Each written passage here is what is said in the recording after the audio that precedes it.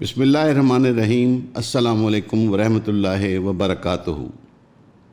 باطل سے دبنے والے اے آسمان نہیں ہم، 100 بار تو کر چکا ہے امتحان ہمارا۔ آپ کو پتہ چل ہی چکا ہوگا کہ ہماری 2 سال کی محنت جو ہے وہ ملٹیپلائی ہوگی 0 سے اور ڈیوائیڈ ہوگی 0 سے۔ پہلا چینل جو تھا even podcast 3.5 lakh subscribers پر پہنچا تو یوٹیوب کو خیال آیا کہ ہم جو ہے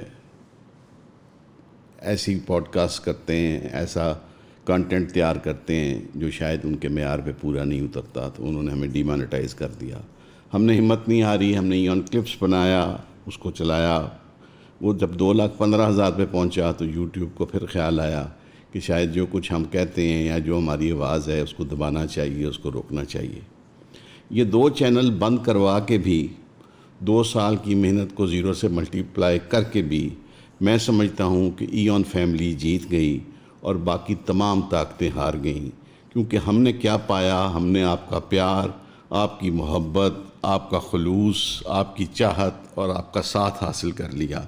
جو میں سمجھتا ہوں اس کے لیے 2 سال کی ہماری ریاضت کوئی قیمت نہیں۔ اگر ہمیں پھر بھی موقع ملا تو ہم اسی دل جمی، اسی خوشی و خضوع کے ساتھ یہ کام کریں گے اور آپ کی محبت اور چاہت کے ساتھ اس نئے چینل کو، جس کو ہم ایون اپڈیٹس کہتے ہیں، لے کے چلیں گے۔ میری آپ سے صرف ایک ریکویسٹ ہے کہ اگر آپ کو ہمارا کنٹینٹ پسند آئے تو لائکس کیجئے گا، بے درے کیجئے گا، شدت سے کیجئے گا، تاکہ یہ میسج جائے دنیا کو کہ ابھی ہمارے چاہنے والے موجود ہیں، ابھی ہمارے پیار کرنے والے جو آپ سب لوگ ہیں، جن کی سپورٹ سے ہمارا پہلا چینل 3.5 لاکھ سبسکرائبرز پہ پہنچا تھا اور دوسرا 2,15,000 پہ پہنچا تھا، وہ آج بھی ہمارے ساتھ ہیں، وہ آج بھی موجود ہیں۔ میں بوڑھا ضرور ہو گیا ہوں لیکن ابھی مرا نہیں ہوں۔ ہم انشاءاللہ مکمل فائٹ کریں گے اور ان کو پش بیک دیں گے، اور انشاءاللہ یہ جو اچھا کام ہے، جو آپ کی محبت اور آپ کی چاہت اور آپ کے خلوص اور آپ کی خواہش پہ ہم کرتے ہیں، اس کو ہم جاری رکھیں گے۔ ہم بالکل گھبرائے ہوئے نہیں ہیں، ہم بالکل پریشان نہیں ہیں، صرف کمر کس لی ہے، روزے تھوڑے سے زیادہ رکھنے پڑیں گے، لیکن کوئی ایسی بات نہیں ہے۔ اللہ مالک ہے، جس اللہ نے ہمیں پیدا کیا ہے، جس نے ہمیں تعلیم دی ہے، جس نے ہمیں رزق دیا ہے، وہ آگے بھی ہمارا سہارا بنے گا اور آگے بھی ہمیں بہتر کام کرنے کی توفیق عطا فرمائے گا۔ بات کرتے ہیں آج کے ویلاگ کی۔ پاکستان کے 30ویں چیف جسٹس یحییٰ آفریدی، ان کا نوٹیفیکیشن پریزیڈنٹ آف پاکستان نے جاری کر دیا ہے۔ اس جمعے کو وہ اپنا حلف لیں گے۔ جسٹس یحییٰ آفریدی جو ہیں، ان کا بڑا السٹریس کیریئر ہے ایز اے لائر۔ انہوں نے تعلیم کا آغاز کیا ایٹسن کالج سے، پھر وہ گورنمنٹ کالج گئے، وہاں سے انہوں نے بیچلرز کی، پھر پنجاب یونیورسٹی سے انہوں نے ماسٹرز کی، پھر وہ کیمبرج میں گئے، وہاں سے انہوں نے LLM کی ڈگری لی، پھر ایک اور انسٹیٹیوٹ سے انہوں نے اضافی ڈگری حاصل کی، اور اس طریقے سے وہ لاء کی پریکٹس میں آئے۔ جب وہ پشاور ہائی کورٹ کے جج بنے تو 2 سال میں ہی وہ کنفرم ہو کے، جن کو ہم پرماننٹ جج کہتے ہیں یا پکے جج کہتے ہیں، وہ بن گئے۔ اس کے بعد وہ ایلیویٹ ہوئے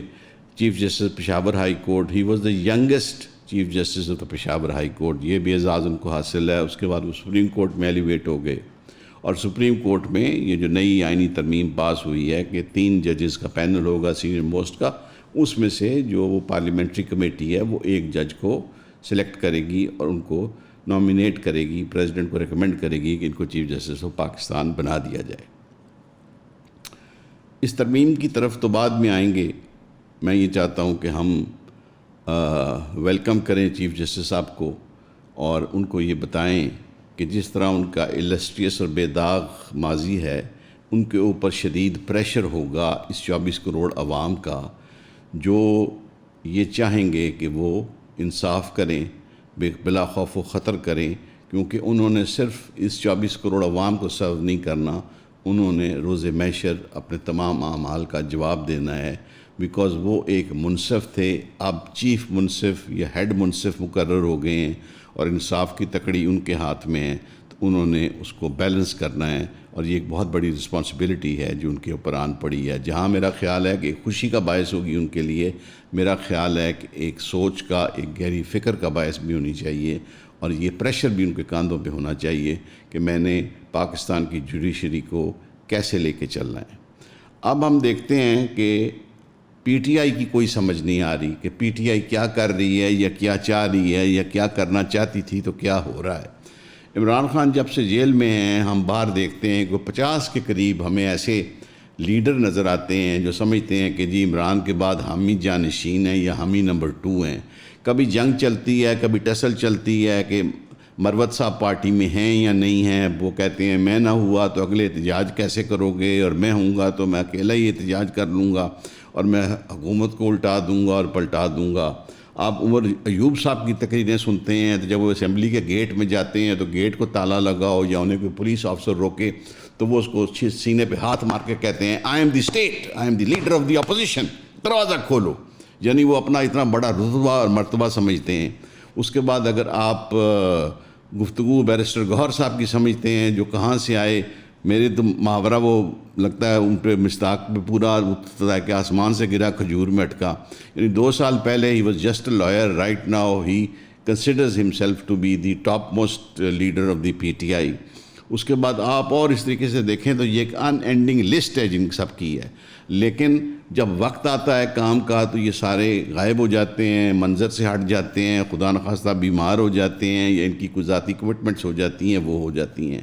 مطلب ان کی 3-4 خواتین جو جیلوں میں پڑی سڑ رہی ہیں، ان کا چیئرمین وائس چیئرمین جو ہے وہ جیلوں کے اندر ہیں، یہ ابھی تک ان کے لیے کچھ بھی نہیں کر سکے۔ ماں سوائے میں تو سمجھتا ہوں کہ اگر یہ 4-5-7 وکلاء ان کا ساتھ نہ دیتے جو ان کو مل گئے ہیں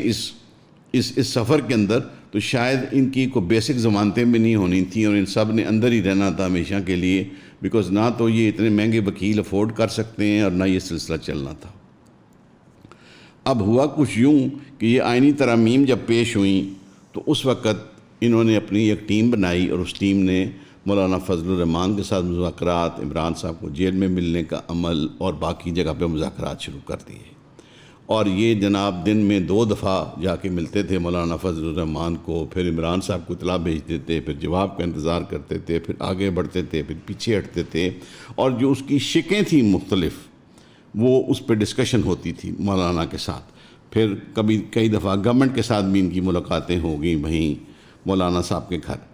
میرا کہنے کا مقصد یہ ہے کہ جب یہ کر رہے تھے اور اب جب وقت آیا اس کی ووٹنگ کا،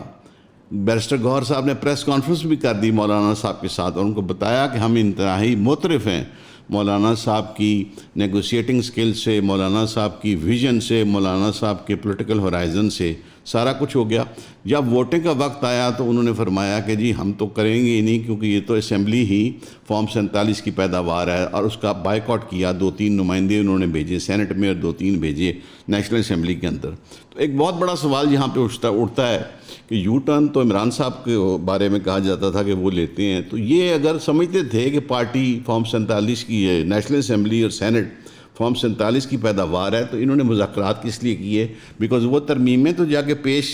نیشنل اسمبلی اور سینٹ کے اندر ہی ہونی تھی، کہیں اور تو ہونی نہیں تھی۔ تو جب وہ ایکسیپٹ ہی نہیں کرتے اس کی ایگزسٹنس، اس کو ویلڈ ہی نہیں سمجھتے، تو مذاکرات کس لیے کرتے رہے؟ یعنی کوئی سمجھ نہیں آتی کہ یہ چاہ کیا رہے ہیں، یہ کر کیا رہے ہیں۔ لیکن میں یہ سمجھتا ہوں کہ میں آج کنونس ہو گیا ہوں کہ جس طرح ہمارے باقی پولیٹیشنز ہیں، پی ٹی آئی والے بھی ان سے کم نہیں ہیں، بلکہ 2 ہاتھ آگے ہی ہیں۔ ہر انسان جو ہے وہ اپنے ذاتی مفاد کی جنگ لڑ رہا ہے، وہ اپنے بینیفٹس کے لیے کھڑا ہے، وہ اپنی پاپولیرٹی کے لیے کھڑا ہے، وہ اپنے فیم کے لیے کھڑا ہے۔ مطلب کسی کو فکر نہیں ہے کہ جو لوگ جیلوں میں ہیں یا جو مقدمات ہیں ان کو پرسو کرنا ہے، یا ملک کی عوام کا جو حال ہو رہا ہے اس کے لیے کیا کرنا ہے۔ اس وقت آپ اس پوری جنگ کے اندر جو پی ٹی آئی لڑ رہی ہے حکومت کے ساتھ، اس پوری ٹسل کو اگر آپ دیکھیں تو اس میں کہیں ذکر آپ کا اور میرا نہیں ہے۔ اس میں یہ ہے کہ ہمارے حقوق، ہمارے ووٹ، ہمارے چیئرمین، ہمارے قائدین، ہمارے لوگ، ہمارے گھر، ہمیں ڈنڈے پڑے، ہمیں یہ وہ ہوا۔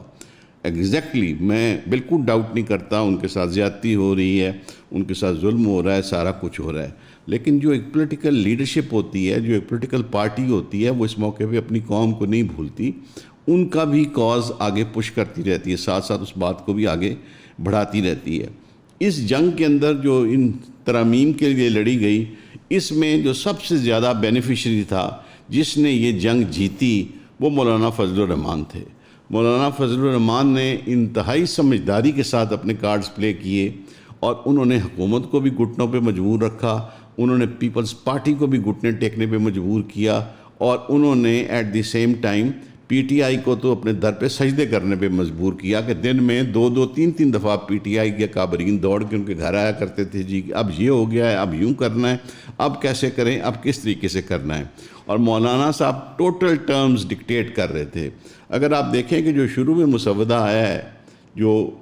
سب کو پتہ لگ گیا، سب نے دیکھ لیا، پڑھ لیا، سن لیا، اس پہ بہت بحث بھی ہو گئی، تو یہ جو اب فائنل آئی ہیں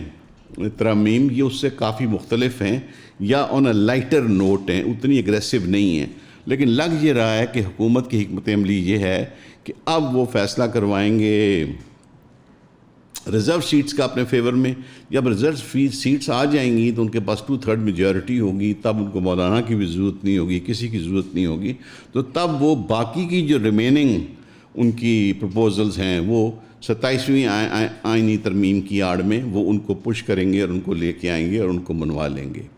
اب مولانا صاحب کو اس کے بدلے کیا ملا ہے؟ ایک فیک نیوز چل رہی ہے کہ مولانا صاحب کے صاحبزادے کو گورنر خیبر پختونخوا نامزد کر دیا گیا ہے. فی الحال یہ فیک نیوز ہے، لیکن کہتے ہیں کہ جہاں کوئی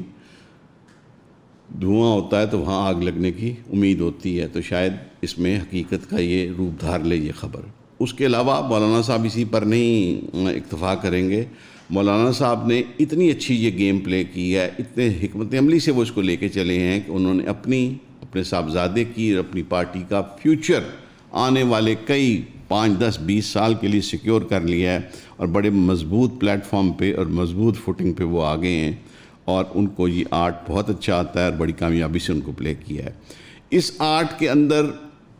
جو نقصان ہوا وہ اختر مینگل صاحب کا ہوا. ان کے ایک خاتون سینیٹر اور ایک میل سینیٹر نے جا کے اندر ووٹ دیے. جو میل سینیٹر تھے وہ اسمبلی کے اندر ویل چیئر کے اوپر آئے، ان کا سنا ڈائلسس ہوتا ہے. انہوں نے اختر مینگل صاحب کے ساتھ پریس کانفرنس کی، جس میں انہوں نے کہا جی کہ مجھے کہیں لے گئے تھے، پتہ نہیں کدھر لے گئے تھے، کوئی اور جگہ تھی، وہاں مچھر کاٹ گئے مجھے، اور وہاں مکھیاں بہت تھیں اور اس طرح کی باتیں تھیں. پھر مجھے بخار ہو گیا، ملیریا ہو گیا، مجھے ہاسپٹل میں رکھا، میرا ڈائلسس کرایا، اور میں یہ ووٹ نہیں دینا چاہتا تھا. اس کے چند ہی گھنٹوں کے بعد انہوں نے ایک ویڈیو میسیج ریکارڈ کرا دیا. انہوں نے کہا جی یہ جو میں نے ووٹ دیا ہے اپنی مرضی سے دیا ہے، مجھ پہ کوئی پریشر نہیں تھا، مجھ پہ کوئی دھونس کوئی دھاندلی کسی کی نہیں تھی، اور میں نے پہلا جو پریس کانفرنس کی ہے وہ اختر مینگل صاحب کے پریشر میں کی ہے. اب کہنے کی بات یہ ہے کہ میں آپ کے اوپر چھوڑتا ہوں، کیونکہ اب اتنے کو تجزیے دیکھنے کے بعد آپ زیادہ سمجھدار ہو گئے ہیں، اور آپ سمجھ سکتے ہیں کہ اب ان کی پہلے والی بیان درست ہے یا دوسرا بیان درست ہے، آپ کس کو مانیں یا کس کو نہ مانیں. یہ چیزیں دیکھنے کے بعد نہ آپ یقین کریں کہ میرا ان پولیٹیشین سے ایمان ہی اٹھ جاتا ہے کہ ان کی کوئی دین، کوئی مذہب، کوئی ان کی سوچ، کوئی ان کا قبلہ، کوئی چیز نہیں ہے. کوئی بھی اگر آپ کے بولنے کا حق دبائے تو آپ نے نہیں دبنا.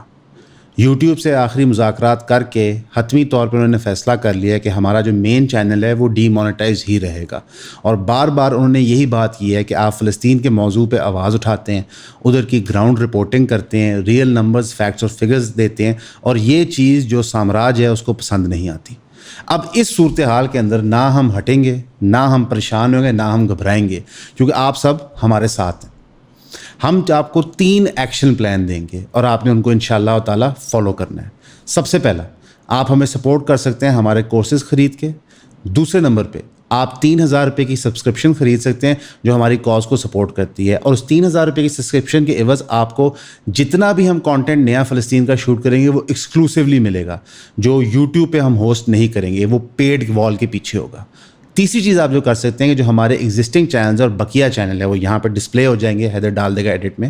آپ ان کو لائک کریں، سبسکرائب کریں، بیل آئیکن دبائیں اور ان کو شیئر کریں. کسی کو حق نہیں ہے چاہے وہ جتنا مزید طاقتور ہو کسی کی آواز دبائے. ایون کے اوپر ہم نے ہمیشہ آواز اٹھائی ہے فریڈم آف سپیچ کے لیے، وہ چاہے کسی یوٹیوبر کی ہو جس سے ہم اختلاف کریں، چاہے کسی سیاستدان کی ہو جو اس وقت قیدی بن کے جیل میں بیٹھا ہوا ہے. کیوں؟ کیونکہ جب تک میں اور آپ گفتگو کریں گے تب تک طاقتور حلقوں کی مجبوری ہوگی کہ وہ صحیح فیصلے لیں. فریڈم آف سپیچ کو ڈیفینڈ کرنا ہمارا فرض ہے. یہ اتنا کرٹیکل ہے کہ آپ سوچ نہیں سکتے. پچھلے 1.5 سال سے ہمارا یہ یوٹیوب کا سفر شروع ہوا ہے اور اس وقت وہ ایک انتہائی نازک موڑ کے اوپر ہے. ہم بار بار آپ کو بتاتے رہے ہیں کہ ہم چینل لاس پہ آپریٹ کرتے ہیں. یہ انکم جانے سے ہماری آدھی انکم چلی گئی ہے. جہاں پہ ہم ٹیم ایکسپینڈ کر رہے ہیں, ریسرچز ایکسپینڈ کر رہے ہیں, رپورٹرز ایکسپینڈ کر رہے ہیں, آپ کے لیے بہتر سے بہتر ایکوریٹ کانٹینٹ بنانا چاہ رہے ہیں, وہاں پہ اتنی بڑی ڈز بجی کیوں؟ کیونکہ ہم نے فلسطین کے لیے آواز اٹھائی اور بات کی. فائر وال تو ملک میں آ گئی ہے, لیکن امریکہ کے اندر بیٹھی یوٹیوب جیسی کمپنی اور فیس بک جیسی کمپنی کریک ڈاؤن پھر بھی کرتی ہیں. تو یعنی کہ یہ جو تاثر تھا آپ کو کہ شاید فریڈم آف اسپیچ باہر کے ملکوں میں ایگزسٹ کرتی ہے, ان کی بھی بے شمار ریڈ لائنز ہیں. اس ریڈ لائن کو توڑنے میں آپ ہماری مدد کیجیے. شکریہ. جس کو جدھر کوئی چیز سمجھ میں آتی ہے وہ اس طرف چل پڑتا ہے. اس کے بعد ہم ان کی جو خاتون سینیٹر ہیں وہ بھی تاحال سامنے پردے پر نہیں آئیں کہ وہ کیا کہہ رہی ہیں یا کیا کر رہی ہیں. اب ادھر پی ٹی آئی نے نیا کام شروع کیا. پی ٹی آئی نے 11 لوگ ہائی لائٹ کیے ہیں کہ جی یہ غدار وطن ہیں, اس طرح کے ٹیگز چلنے شروع ہو گئے ہیں. اور یہ کرنے کے بعد, اس ڈیفیمیشن کی کیمپین کے بعد, اب ان کو شو کاز نوٹس دے رہے ہیں کہ بھائی آپ نے کیوں ووٹ دیا. بھائی ووٹ پی ٹی آئی کے کسی بندے نے تو دیا ہی نہیں. مطلب سب سے زیادہ جو یہ ڈیفیم کر رہے ہیں وہ لاہور کی ڈاکٹر زرکا ہیں. وہ پاکستان کے پرائم منسٹر تھے سہر وردی, ان کی فیملی میں سے ہیں. ان کی میرا خیال ہے گریٹ گرینڈ ڈاٹر ہیں اور بہت ہائیلی کوالیفائڈ ہیں, بہت لائق ڈاکٹر ہیں. ملک سے باہر سے بھی پڑھ کے آئی ہیں, باہر بہت اچھی سیٹل تھیں دبئی میں, پاکستان کی محبت کے جذبے میں سب کچھ بیچ بٹا کے یہاں پہ آئیں. اب ان کو اتنا ڈیفیم کر رہے ہیں جس کی انتہا نہیں ہے. وہ بار بار کہہ رہی ہیں کہ مجھے جو پارٹی نے انسٹرکشنز دی تھیں کہ تم نے نہیں آنا اسلام آباد, تم غائب ہو جاؤ, تم ملک سے باہر چلی جاؤ, تو میں نے اسی کو فالو کیا. اور وہ جو اب کہہ رہے ہیں کہ جی میں رابطے میں نہیں تھی, انہوں نے کہا میرے پاس موبائل فون بھی نہیں تھا. انہوں نے ڈبے لفظوں میں یہ بات بتا دی کہ میں ایک ایسی جگہ پہ تھی جہاں میرے پاس نہ فون تھا نہ مجھے کوئی ایکسیس تھی, تو میں کس کو فون کر کے بتاتی کہ میں کہاں ہوں. اور انہوں نے یہاں تک کہہ دیا کہ میرا بیٹا میرے پاس نہیں تھا. اب ضرور ہے کہ آپ اس چیز کی نٹی گریٹی کے اندر جائیں, اس تفصیل کے اندر جائیں. پی ٹی آئی والے کابرین سے میں بات کر رہا ہوں کہ جناب آپ کا بیٹا کہاں تھا, کون لے کر گیا تھا, کتنے بجے لے کر گیا تھا, کس گاڑی میں گیا تھا, واپس کیسے آیا, اس کو کھانا وہاں ٹھیک ملا تھا کہ نہیں ملا تھا. جب آپ ایک خاتون کو دیکھ رہے ہیں, ایک بے بس خاتون کو دیکھ رہے ہیں, ایک مجبور خاتون کو دیکھ رہے ہیں جو بہت پریشانی کے عالم میں ہے, تو جب انہوں نے ووٹ ہی نہیں دیا تو ان کو کیوں کر کوئی پیسے دے گا. کوئی یہاں پہ کوئی اسٹیٹ بینک پیچھے ہے جو نوٹ چھاپ کے بانٹ رہا ہے. ظاہر ہے جن 2 اختر مینگل صاحب کی پارٹی کے لوگوں نے, سینیٹرز نے ووٹ دیے ہیں, ان کو کوئی انعام کرام سے نوازا گیا ہوگا کہ بھائی شاباش آپ نے یہ کام کر دیا ہے, ٹھیک ہے. ان کو باقی جو پی ٹی آئی والے بھی گئے ہی نہیں ہیں, ابھی وہاں پہنچے ہی نہیں ہیں, آپ ان پہ الزام لگا رہے ہیں. تو پی ٹی آئی کے اندر اس وقت جو جنگ چل رہی ہے, پی ٹی آئی کے اندر نا وہ جب ایک لشکر ہوتا ہے نا, جب وہ ہارنے لگتا ہے تو لشکر کے اندر ایک کنفیوژن کریٹ ہو جاتی ہے اور بھاگو دوڑو ہٹو بچوں کی آوازیں آتی ہیں اور ایک نفسا نفسی کا عالم ہوتا ہے. تو اس وقت سارے ہی لیڈر ہیں, سارے ہی چیئرمین ہیں, سب کچھ وہ ہیں. وہ 2-3 خواتین ہیں بیچاری, وہ لگتا ہے ڈائی ہارڈ ہیں, وہ مرنے مارنے کو تیار ہیں, جو کچھ ہو جائے ان کے ساتھ بیت جائے وہ کریں گی. باقی سارے تو جو ہیں وہ اتنی اچھی گفتگو کرتے ہیں, اتنی اچھی اردو انگریزی بولتے ہیں اور لاڈ پیار والی بات کرتے ہیں, کوئی ان میں ریزسٹنس کی بات نہیں. اور سب سے بڑا لطیفہ جو میں آپ کو سنا دوں کہ اب امین اللہ گنڈا پور صاحب کہہ رہے ہیں کہ جناب ہم پورے پاکستان میں احتجاج کریں گے, پورا پاکستان بند کر دیں گے, پورے پاکستان کو جیم کر دیں گے اور یہ کر دیں گے اور وہ کر دیں گے. بھائی بات یہ ہے کہ یہ ویسا ہی آپ احتجاج کریں گے جو پچھلے جمعے کو آپ لوگوں نے کیا تھا. نہ کوئی سڑکوں پہ آیا, نہ کوئی نکلا, نہ کچھ. میں قطعاً نہیں کہہ رہا کہ آپ احتجاج کریں, یہ آپ کی سوچ تھی پی ٹی آئی والی. پی ٹی آئی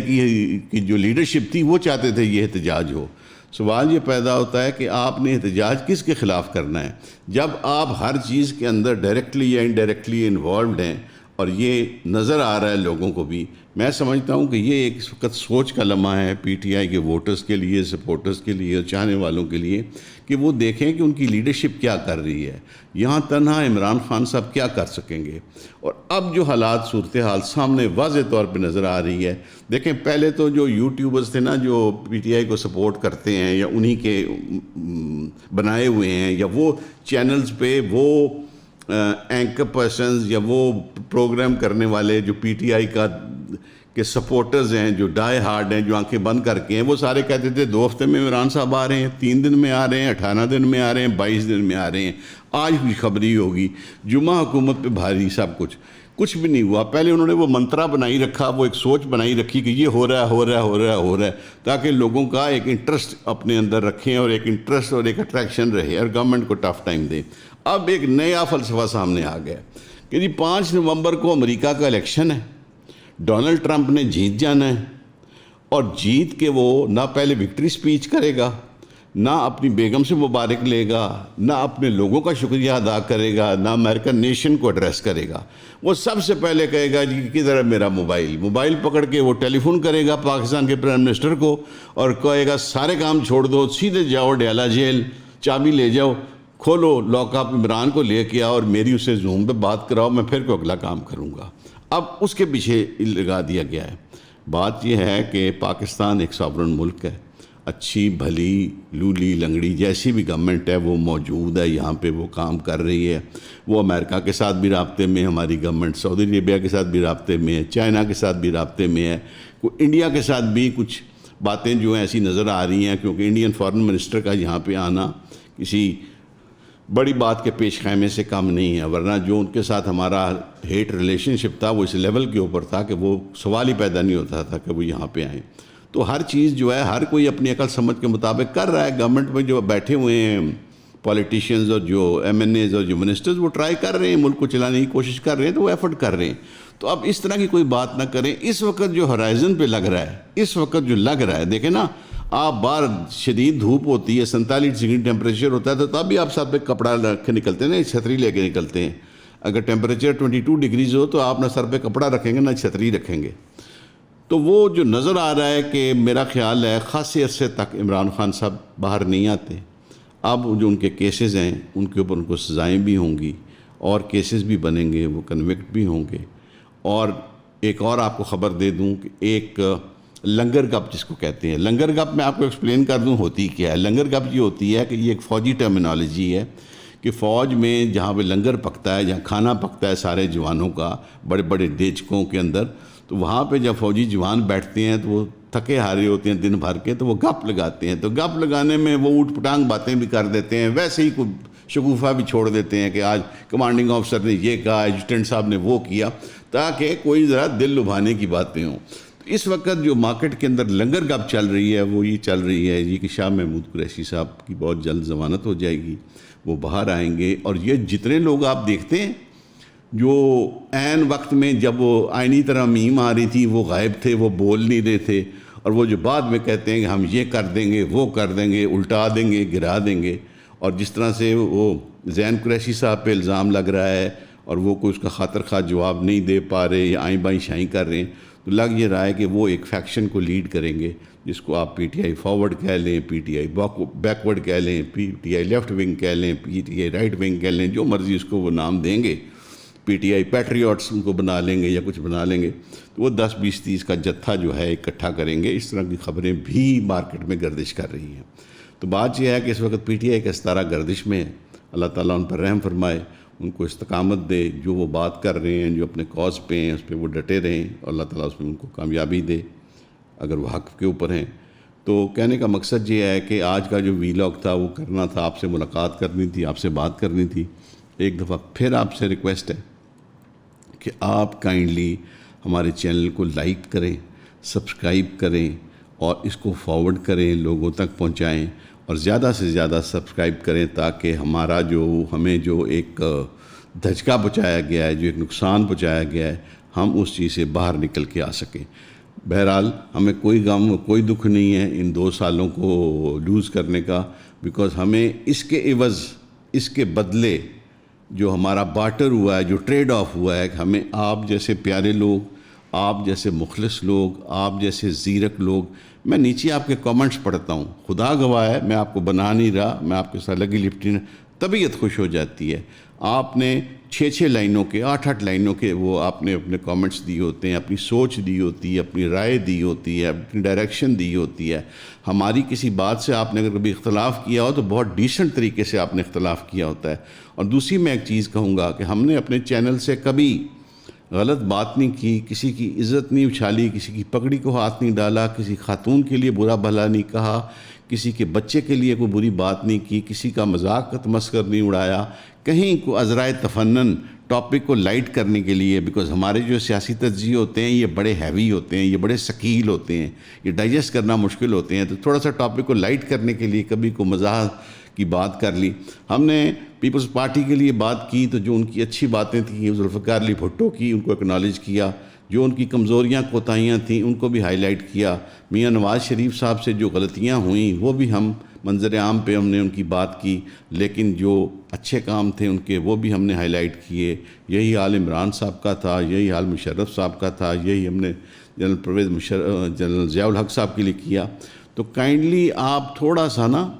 دل کھول کے یہ بات سنا کریں، اور میری آپ سے ایک اور ریکویسٹ بھی ہوگی، جہاں آپ نے اتنا پیار دیا ہے اور آپ اتنے اچھے طریقے سے بات سنتے ہیں اور مانتے ہیں، اور خاص کر جب ہم یہ طے کرتے ہیں، میرا آپ کا ایک پیکٹ بھی ہے، آپ کو یاد ہی ہوگا کہ ہم کبھی بد زبانی نہیں کریں گے، کسی کے لیے بد اخلاقی نہیں کریں گے، ہم اختلاف کریں گے اس کے نظریات سے لیکن مہذب طریقے سے پیار سے بات کریں گے۔ تو ایٹ دی سیم ٹائم میں آپ کو کہوں گا کہ آپ ضرور اپنے عقائد رکھیں، اپنے نظریات رکھیں، اپنی سوچ رکھیں، اپنی ڈائریکشن رکھیں، لیکن اس میں سمجھنے کی، سوچنے کی اور اس میں تبدیلی لانے کی گنجائش بھی ضرور رکھا کریں۔ مطلب ہم کسی کے پیار میں اتنے اندھے نہ ہو جائیں، کسی کی چاہت میں ہم اتنے دیوانے نہ ہو جائیں کہ ہم اپنا نقصان کر بیٹھیں اور وہ نقصان شاید پھر ہمارے ملک کا بھی ہو جائے۔ ہمیشہ کی طرح آپ سب کی توجہ کا بہت شکریہ۔